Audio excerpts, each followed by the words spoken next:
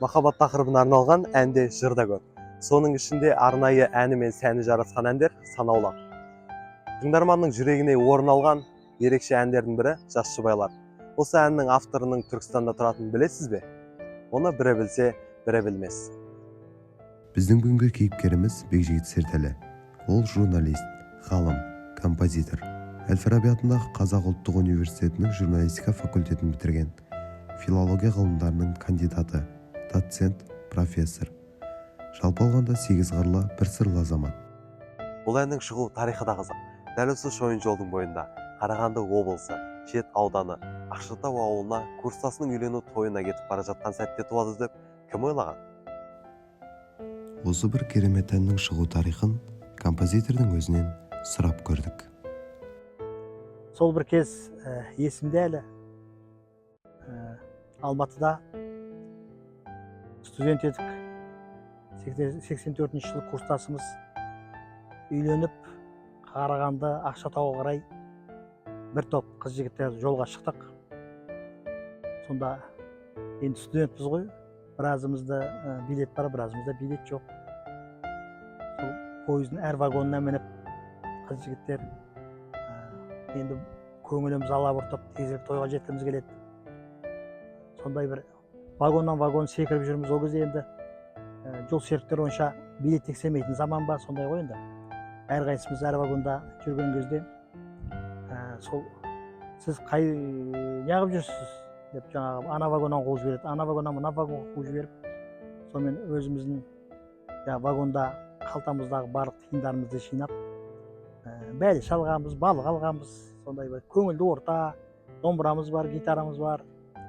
Сол пойыз жүйткіп келе жатыр. Жастар енді әңгімеміз ортақ, поэзия оқимыз. Сондай бір сонымен кеш батып, түнге қарай осы ымырт үйірлі қыздардың бірі, ой жігіттер ертең тойға барамыз, бізге сөз береді. Біз сөйлегеннен кейін қандай сыйлық сыйлаймыз деген бір сондай сұрақ болды. Сонда бәріміз сыйлық ойламағанбыз да, тойға шыққанбыз, бірақ сыйлық ойламағанбыз. Сонда барлығымыз ой құшағында қалдық. Мен де ой құшағында қалдым. Сонда бағана таңертең түсте бір лениншіл жас деген газетке балық орап жегенбіз. Сол алдымда жайылып тұр екен, соны көріп, екі шумақ өлең көзіме оттай басылды. Тура біз бара жатқан тойдың сипатын ашқан өлең шумақтар сияқты. Өйткені ішінде мынандай сөздер бар: алақанға қондырып ақ сезімін жас жұбайлар жарасып сырласады деген сияқты өлең жолдар бар да. Сонда енді осыған осы өлеңді оқып берсек қалай болады деген ой кетті. Сөйтіп отырғанда түнгі вагондардың доңғалағы бір әдемі вальс екпінімен тербетіліп жүріп бара жатқан кезде бір әуен келді көкейіме. Сөйтіп сол әуен мынандай ән болып төгілді. Сендерге әрдайым орын бар, ақ отау төріне қоныңдар, ақ тілек батамыз мінекей, бақытты болыңдар деп.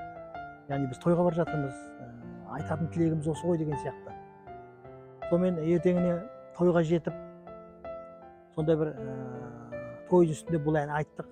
Ол кезде тойға әнші шақыру дәстүрі жоқ па?